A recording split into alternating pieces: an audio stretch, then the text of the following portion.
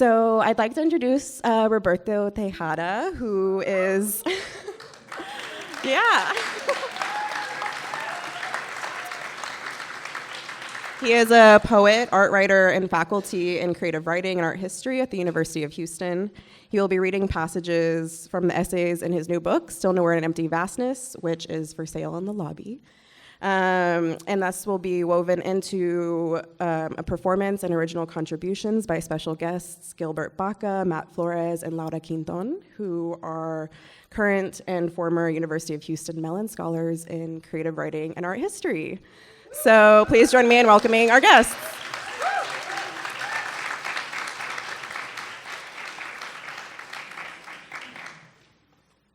All right, thank you.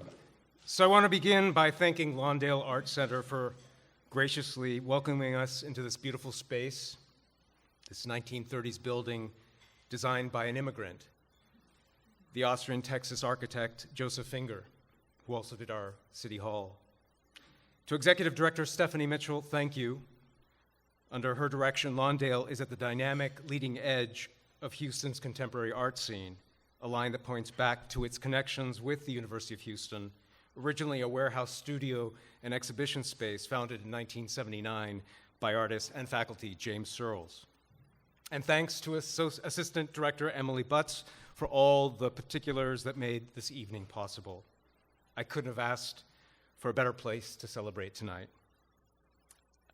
I encourage you, please, to become members of Lawndale, to pay a return visit to the exhibitions by Virginia Lee Montgomery and Sean Major, and if you can, attend a Monday night set of They Who Sound, a nameless sound program of regional, national, and international electroacoustic or improvisational sound music.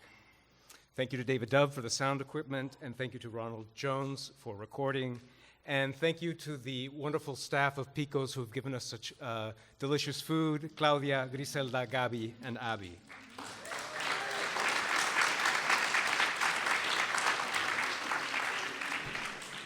I want to thank Gilbert Baca, Matt Flores, and Laura Quintón, who will be joining me with their artistry, with their demand for a standpoint in the imagination, and their openness to collaboration. Thank you all for being here tonight to acknowledge the social life of being still nowhere in an empty vastness. Its official publication date was March of last year, and it may seem to some like a long time ago. But the book, in part, is precisely about belatedness and possibility. The possibility of metaphor and the belatedness of history. The treacherous flux of the past in the present, even now, as time is collapsing. I heard inflections of the present in the pauses of a former self, encountered in the experience of personhood as displacement. I'd return to the reflections of illusory truths described in colonizing chronicles and in subsequent travel writing to those exotic truths and grotesque facts about this land, this place, insomuch as US officials of the present-day administration had already bankrupted the language of demonstrable experience with a depraved agenda of alternative facts. The executive officer of the nation continued to pursue his dehumanizing assault on African Americans, Central Americans, Mexicans, Muslims, women, immigrants, and asylum seekers, while calling for the construction of a border wall to make good on his campaign promise. It shed belated light on the verbal and visual attitudes surrounding the 1846 US invasion of Mexico, and on the perverse eventualities of all that rhetoric uniting territorial speculation, war, travel, and tourism. In an 1844 image, Castle at Tulum, Frederick Catherwood depicted laboring bodies of men as they performed the backbreaking work of clearing the overgrowth around an ancient ceremonial site. Catherwood renders the indentured or enslaved figures in various degrees of undress, while the American diplomat and explorer John Lloyd Stevens reclines in the foreground as the custodian of the undertaking. It's a scene of amazement in the presence of Mesoamerican antiquity, but no less the placeholder for Western cultural supremacy. This 19th century image reverses time and rushes back to be continuous with the earliest expropriation of New World lands and the subsequent reduction of the indigenous peoples to being a landless, rightless, neo-serf workforce. Sylvia Wynter relates how, in recursive descriptions of this kind, the accelerated mass slave trade out of Africa to the Americas and Caribbean and the large-scale slave plantation system it unleashed were made in representation to seem just and legitimate to its peoples. In my wishful reading of the Catherwood image, the moment hangs on the muscular male in the lower right foreground of the scene. As he reaches his right arm back, machete in hand, he will fell the tree, but likewise stage the uprising that hereinafter will have altered the historical record. Here is the historical record. A slew of hydrocarbons, circadian cycle, horizon of fluctuating thickness, ooze and crust, sediment and smear, support the temporal depth that is the complex of physical efforts, historical strata, and memory world suggested in gobs of acrylic paint that artist Michael Tracy arranged onto the surface of canvas on wood. Yellow-orange works radiate with a chalk-shaded luminosity, the color of cempasúchitl, Mexican marigold, flower for the departed, substantiation of air and earth. The solar sign of late summer in the low brush of the South Texas Valley. Physicality of medium, noonday companion in the confines of location. The canvases proliferate into horizon line by other means. They burst with ideas in pigment about energy in the changing temperatures that make visible the alluvium of light forms along the Rio Bravo, dividing the US-Mexico borderlands.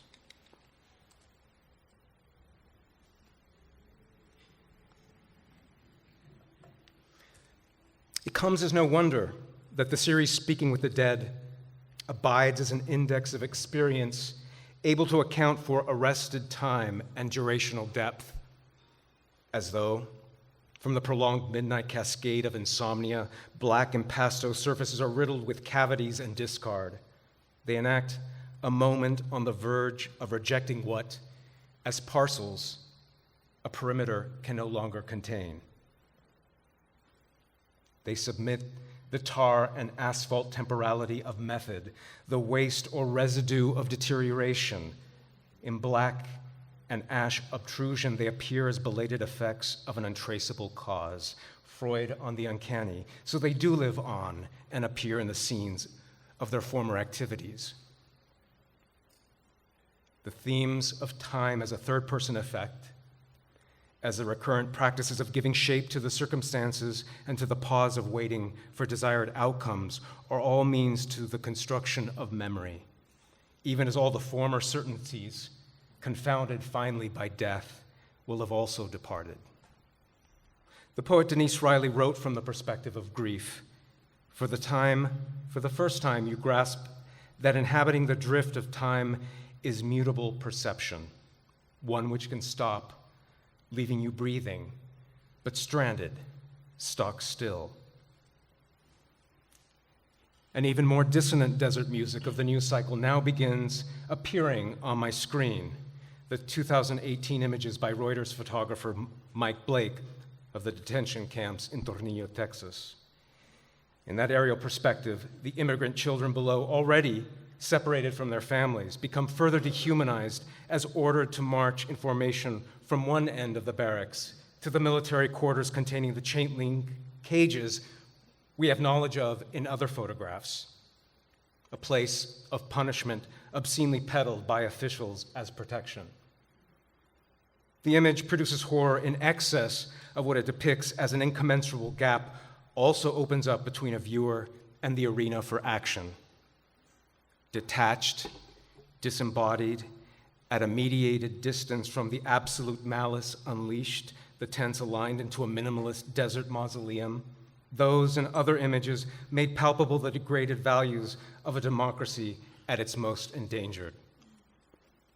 Timeline, South Texas Human Rights Center, Falfurrias, summer 2012. Families report loved ones missing in Brooks County to Los Angeles del Desierto, who in turn contact Houston United and the Prevention of Migrant Death Working Group. August 2014.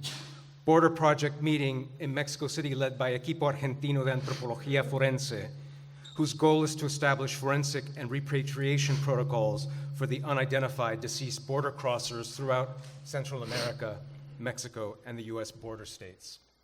Fall 2019, Matt Flores writes, Falfurrias, Brooks County, after Ángel Artigue's forensic burial maps of cadavers, studies 1 through 5. Yesterday, the wrought iron sounded as if a milky texture were closing in on this mess, this hissing border's breadth, overreaching to coagulate a history, widening the way for a past that's all of our dead. In radio noise afterglow, the evening static's loose cable wires watch over all acreage, halo to junction of roads, beveled stars, ambience in brush. Time is the doormat of queerness, meant to wipe clean the membrane made out of live oak that haunts in shapes of lateness to the vision, a field full of occlusion, like the first time I saw you when we wed into this place. Feral and Husachi scaffolds, reworking awnings for waiting, skin suture under corrugated tin sound, raining rarely every list made to archive transients at the edges of phosphorescence and orbiting around palm trees ribbed with song, where the wind plays, rippling a rift of passage to bark through serration, honey sharp, into punctures along skin, marker for hollowing out a brush path to a blue plastic reprieve that's brief behind the three-legged dog, meek looking through the latent fence, sorrow sounds burrowing down into a cavernous moon mixture of spider-seeming barbed wires together, weaving forgotten clothing that's hush of the fireplace mantle. Placing a water station at the ranch. The tether from fence to cloth wafts in wind and is seen inside your gaze. Your plumb pupil dilates from a caress of windowsill vantage. It quells in shadows seen in Usonian space that's wood-wrung by years in timbre of neediness, glutton for forgiveness and fruitful in her harmonies. The wind chime howls to a scale so grand that gusts incapacity. Do not console in this heat. Place your palms down and mute the clothing left behind on chicken wire strings of this world. Recall a horse's gallop in its halt fire likeness through veins that are pumping anticipation of knives to weather heads into moons thrown up into night sky. Matt Flores inhabits the drift of time as a mutable perception, suggested by the work of artist Ángel Artigue. Both poet and artist take unflinching measure of mass graves and efforts to dignify those who have perished in the failed effort to stake one daily reality over another across the US-Mexico divide, a place monitored by drones and shielded by barriers. Meanwhile, the present-day security state profits from the willingness of human beings to wager life itself in the name of a promise, the hope of an everyday existence rid of the precariousness that economic injustice, wartime, and other social terrors dictate. The human-made, the wind chime howls, and a commemorative map irreducible to a single social viewpoint. Will they lead us to a society of alternate belonging? Can they be the occasion to shape sound forms from the ordinary life into emotional structures that alter how we act in society? Syllables that would oblige a kind of physicality, a high metabolism, a gesture language in the locations of the hallucinatory present, the obscene underbelly of unwanted thoughts in a future imperfect. Or maybe the future is here. In William Gibson's view, it's just unevenly distributed. Framed by a painting of hands and a heart by the renowned Ecuadorian modernist Osvaldo Guayasamín, poet Laura Quintón gives her voice to the quandaries of English as a second language. She writes, how people within my ethnic community are being expelled from American society due to lacking proper documentation. I wanted to incorporate scenes of the desert I experienced while deployed in the Horn of Africa and acknowledge how people survive deserts without all the fancy military equipment. Having a bicultural identity often feels like a split in which one half is dominant depending on the situation. Language is a form of survival in the southwestern part of the US, and it has the ability to build community. When I was deployed, Spanish songs brought nostalgia. My playlists were filled with familiar rhythms, but they were limited to my headphones when on base. I found very quickly speaking languages aside from English weren't accepted by the majority of military personnel.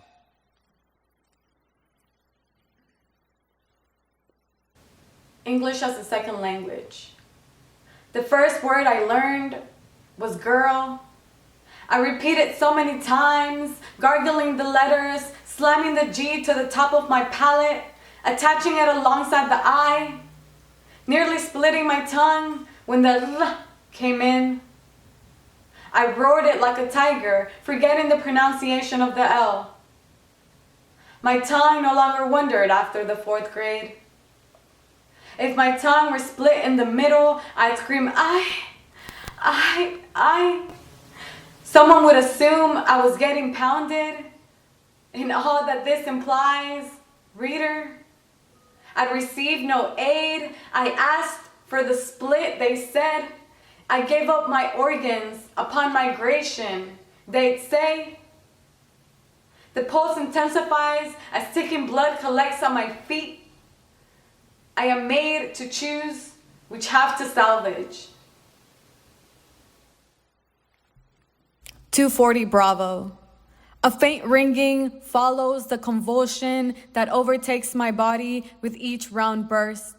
I stand paralyzed, glaring down broad dirt lanes sorted by white painted numbers.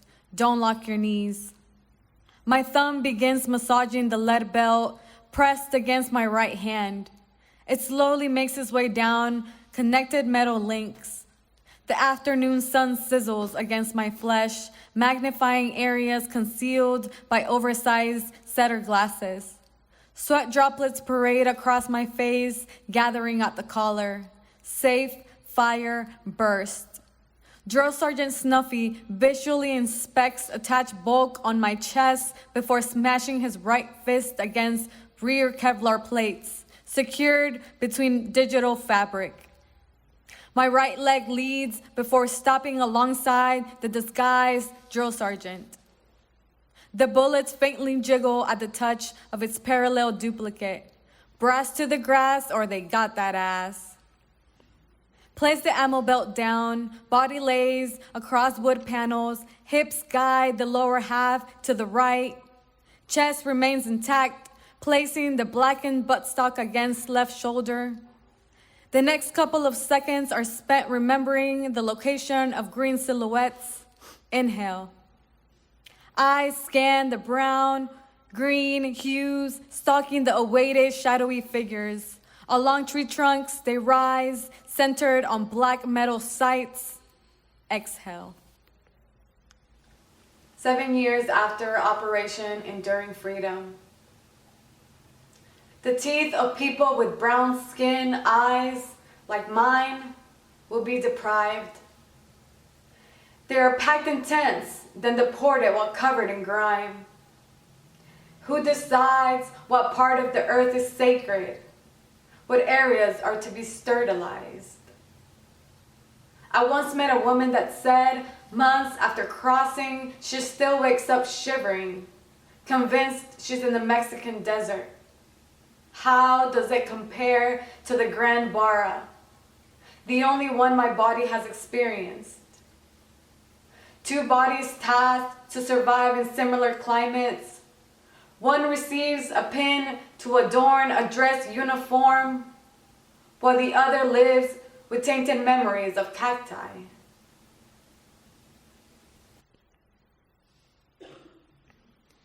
The acoustic afterlife of poetry's syllabic self, inclined to enable, follows images into the curvature of space, so to speak, back around to the time zone of the present. Here, it stages a series of anterior futures, those junctures that will have enlivened the intervals between looking and listening and imminent action, between expectation and adjustment. Here, the planes of composition are the atmosphere that gives way to sight and sound transformed by willfulness in historical time. Here, the components are assembled in such a way as to build a habitus for a place of communion in the name of substance and design already disintegrating, to claim a fugitive locality in the ethers of night.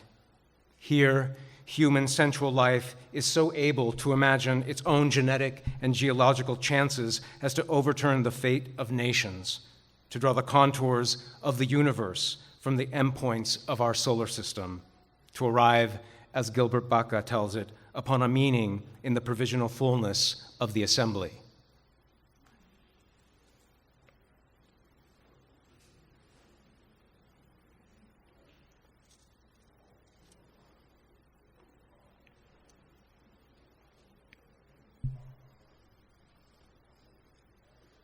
What you see now is the opening sequence of images to an additional found reel to the silent film David Wojnarowicz made in Mexico in 1986 to 1987, entitled A Fire in My Belly.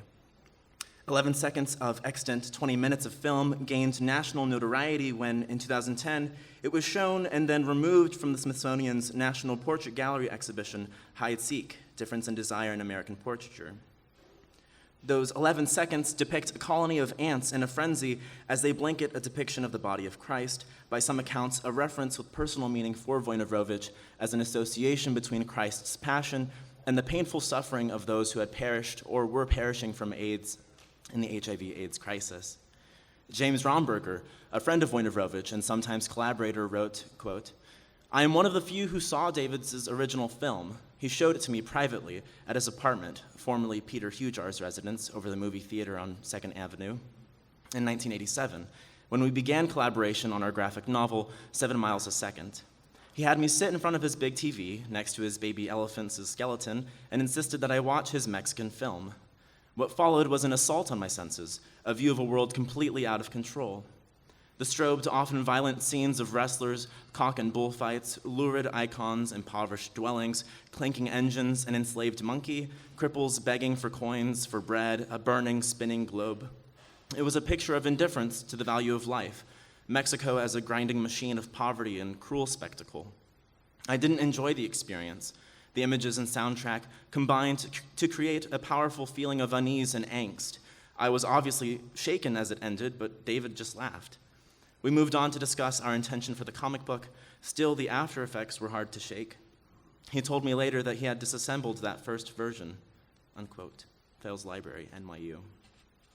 The Hide-Seek show had opened on October 30th, 2010. 1 month later, on November 29th, the Christian News Source, an offshoot of the far-right-leaning Media Research Center, had described the film as blasphemous, and within 24 hours, the Catholic League for Religious and Civil Rights had already launched its campaign. Other Christian conservatives soon threatened to pull federal dollars from the support of the federally funded Smithsonian Institution, including Republican politicians such as former Georgia Representative Jack Kingston, former Virginia Representative Eric Cantor, and former Speaker of the House of Representatives John Boehner, all outraged by the 11 seconds of ants crawling across a crucifix. And Wojnarowicz himself, the artist and AIDS activist who died from HIV complications in 1992, was not alive to defend himself or his art. Remarkably, however, the film that was credited as ostensibly being Wojnarowicz's A Fire in My Belly at the 2010 Hide-Seek show was in fact not the work that Wojnarowicz had left us with. What was instead displayed at the Hide-Seek exhibition was a very much reduced and edited version of the rather incomplete, longer, silent film. For the exhibition, co-curator Jonathan Katz had featured an edited 4-minute version of the film with the addition of ACT UP protest audio to the film in a curatorial effort to display AIDS representation in that respective portion of the Hide-Seek show. Most shockingly, to me at least, there was no evidence in any of Wojnarowicz's writing that explicitly states his intention in the film was to the HIV/AIDS crisis, neither in that controversial film segment nor in any of the remaining film used in A Fire in My Belly. Archival evidence, journal entries, and notes from the artist himself suggest that Wojnarowicz was intrigued with Mesoamerican civilizations, contemporary Mexican culture, public values and poverty, and belief systems in dialogue with colonial power, as most of the footage is or was shot during Wojnarowicz's fall 1986 visit to Mexico City. Whole minutes of footage are from the Day of the Dead festivities that Wojnarowicz filmed in Teotihuacan. But a narrative about the film has persisted, tied to the artist's political activism, his life and death, and the 2010 institutional framing and censorship controversy. What endures from that dialectics of visibility and invisibility are the different stakes and interests for those who seek to be seen and recognized, and those who wish to remain hidden and protected in the shadows. The Black Lives Matter movement emerged in response to a persistent disavowal that our nation has never adequately addressed how US and Latin American economies and societies were historically founded on generations of slavery and colonial power. By contrast, breathtaking advancements in facial recognition technology and predictive algorithms have granted mega-tech corporations the ability to take our faces and monitor, manipulate, and profit off our data consumption and production. Despite courageous AIDS advocacy and gains in public health policy, thanks in part to artist groups like ACT UP, Grand Fury, Group Material, and countless others, today HIV/AIDS still affects tens of millions of people across the globe. But the dialectic of visibility and invisibility has shifted with these socio-medical developments regarding HIV-positive and HIV-negative statuses to accord a new term, undetectable. To be sure, the politics of the seen and out of sight is hardly a storyline of progress. Today, as we witness the strain and stress of continued constitutional crisis and the acceleration of history in the making as each day folds into the next, A Fire in My Belly endures to remind us of our civic duty as citizens to redefine the public debate and to maintain a vigilant eye on the power struggles that would keep the truth hidden or out of reach. I have in mind words recently summoned in the face of impeachable offenses, the language of the dead intended to honor the possibility of action for those of us living in the face of despotism. The late Elijah Eugene Cummings said in life, "When we're dancing with the angels, the question will be asked, in 2019, what did we do to make sure we kept our democracy intact? Did we stand on the sidelines and say nothing?"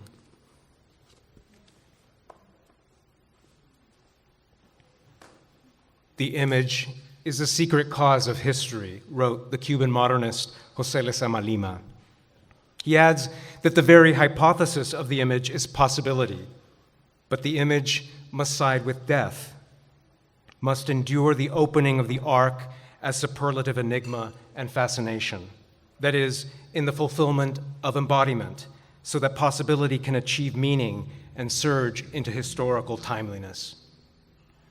The image must side with death, with brisk days of sunlight, a balm especially for the sense of stunned foreboding as the news cycle pivots from crisis to crisis, a havoc that keeps us from properly mourning, denies us access to grief on a planetary scale that confronts the human species today with relentless uncertainty.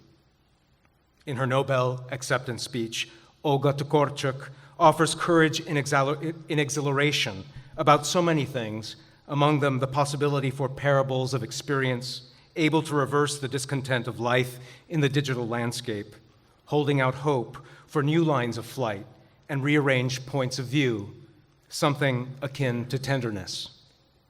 She offers a passionate article of faith in the telling of stories, as if the world were a living, single entity, constantly forming before our eyes, and as if we were a small and yet at the same time powerful part of it.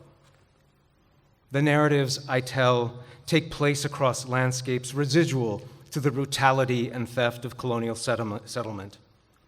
First figures and belated counterparts loom over time in geographies of trespassing and entitlement, in scenes of an ambivalent hospitality that arises between the familiar and the foreign, between local expression and authority, between deracinated experience and the dubious attitudes and actions around ownership of space in the American continent. Violence and hospitality.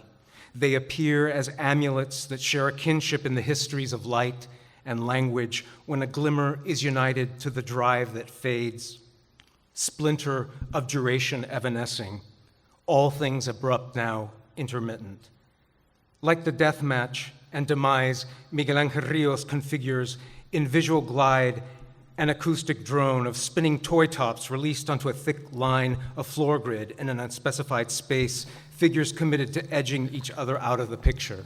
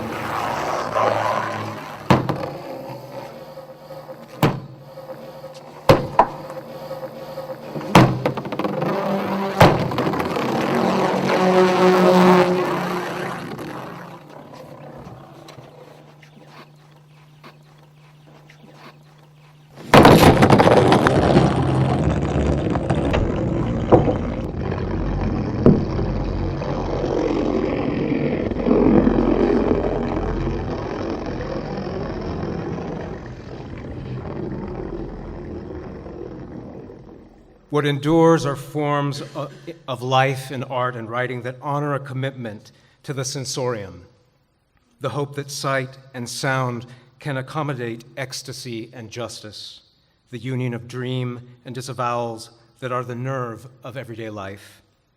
There is a rip in the web of meaning that artworks cast and draw, but owing to that gash, the fear and desire concerned with seeing and knowing, carefulness of thought or gesture emboldens, persuades. The quality of light and subjectivity that is a provisional glimmer reminds us that the world can be readily stripped of its halo. When all that is solid melts into air and the empty vastness made visible reveals the conditions of our lives, the ethical self, self that wonders at the very existence of the world, can find reflections in settings of experimentation that cover a ground, if only as a temporary residence. We have in mind a measure, the sensual opportunity of the world, and every day, because so beckoning, its recurring custody. It encompasses speculative scenes and hopeful acts around which we congregate and over which we argue, driven by meanings of history and metaphor, always insufficient to the cruel fortunes and joyful vitality of a reducible human experience. We take leave of this landscape, wondering whether poetry or art can ever adequately obtain for the counted and the uncounted, for the belonged and the alienated from belonging, whether acts of grace are possible when all the cover stories fail to serve us and give way rather to a profound indwelling, an unspecified mourning, a frightening sense of isolation, terrible but also exhilarating, that is the affliction of belatedness, past and present personas caught in a standstill. The dead do live on and appear on the scenes of their former activities. Always in suspense, arbitrary, the here and now. Time to rehearse again, those neighboring voices, and again those parting images proper to such places, assumed wrongly to be self-estranged, wrongly to be always vanishing, or always already nowhere. Thank you.